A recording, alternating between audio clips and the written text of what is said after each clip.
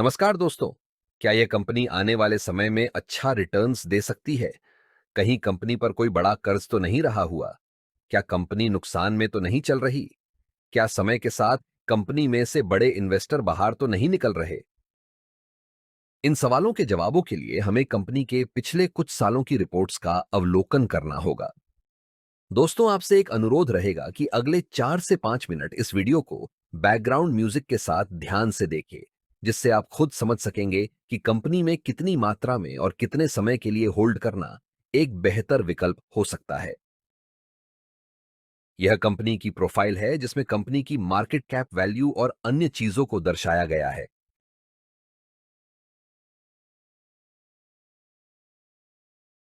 Company के stock की value में होने वाले बदलाव को ग्राफ के माध्यम से देख सकते हैं और इससे अंदाजा लगाया जा सकता है कि कंपनी के स्टॉक वैल्यू में कितना फेरफार हुआ है।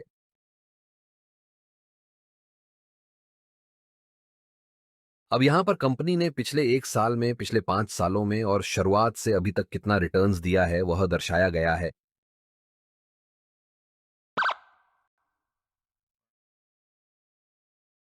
दोस्तों, अब हम कंपनी की फाइनेंशियल रिपोर्ट को देख लेते हैं कि कंपनी कितना रेवेन्यू और प्रॉफिट बना पा रही है। क्योंकि कंपनी को आगे बढ़ने के लिए अच्छा प्रॉफिट बनाना भी जरूरी होता है, तो नीचे की रिपोर्ट पर ध्यान दे।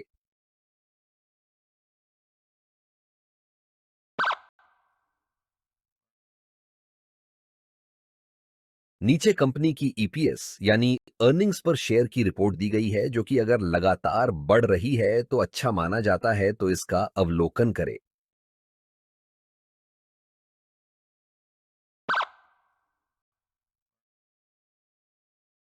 नीचे कंपनी की डीपीएस यानी डिविडेंड पे आउट रेशियो को दर्शाया गया है।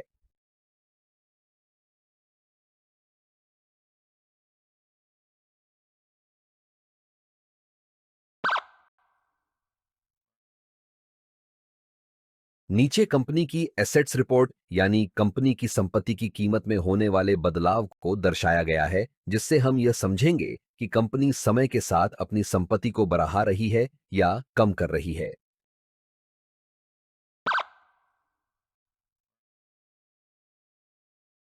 नीचे कंपनी की कैपिटल एक्सपेंडिचर्स की रिपोर्ट को दर्शाया गया है, जो अगर समय के साथ बढ़ता है तो यह कंपनी की ग्रोथ के लिए अच्छा माना जाता है।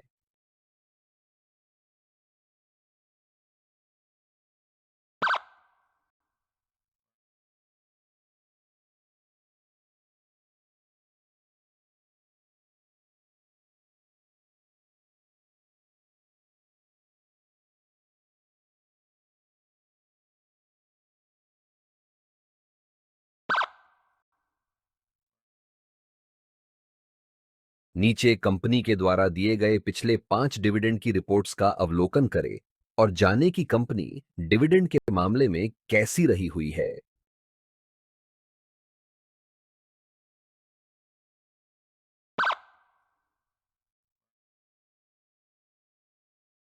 अब हम कंपनी पर रहे हुए उधार या कर्ज को देखेंगे, जो कि नीचे दर्शाया गया है। अगर यह समय के साथ कम हो रहा है तो अच्छा माना जा सकता है, पर अगर लगातार बढ़ रहा है तो वह अच्छा संकेत नहीं माना जाता।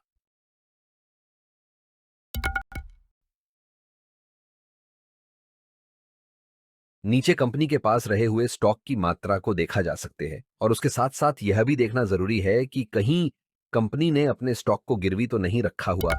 अगर रखा भी है तो कितनी मात्रा में रखा गया है। कंपनी में म्यूचुअल फंड्स के द्वारा की गई होल्डिंग को नीचे दर्शाया गया है।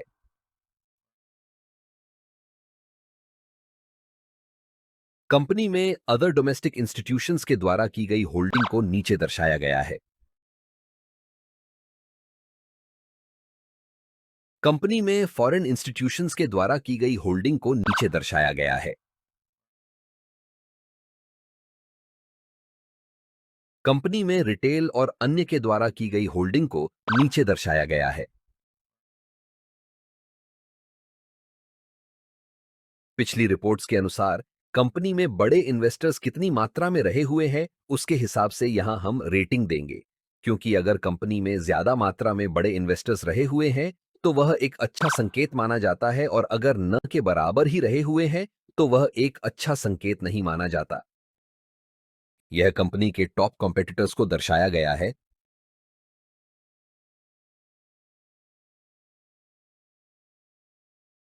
कंपनी में कुछ पॉपुलर प्लेटफॉर्म के द्वारा बताए गए रिस्क को नीचे दर्शाया गया है।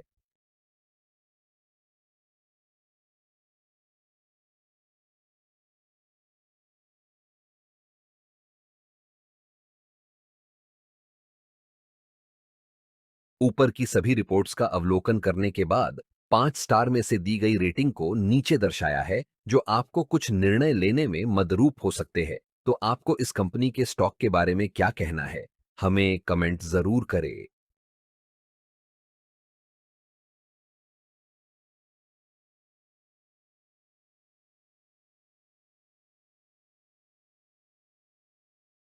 दोस्तों, अगर आप स्टॉक मार्केट को अच्छी तरह समझना चाहते हैं तो नीचे दी गई किताबें आपको काफी मददरूप होगी, और यह आपको ढूंढने की भी जरूरत नहीं पड़ेगी, क्योंकि आप इनको डिस्क्रिप्शन में दी गई अमेजन की लिंक से डायरेक्ट खरीद सकते हैं।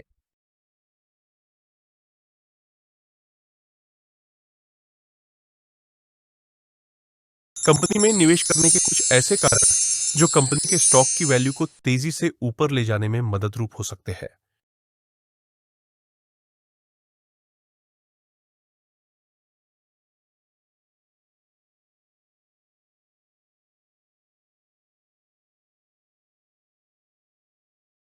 यहाँ कुछ ऐसे कारण दिए गए हैं जो कंपनी में निवेश करने के रिस्क के रूप में देखे जा सकते हैं।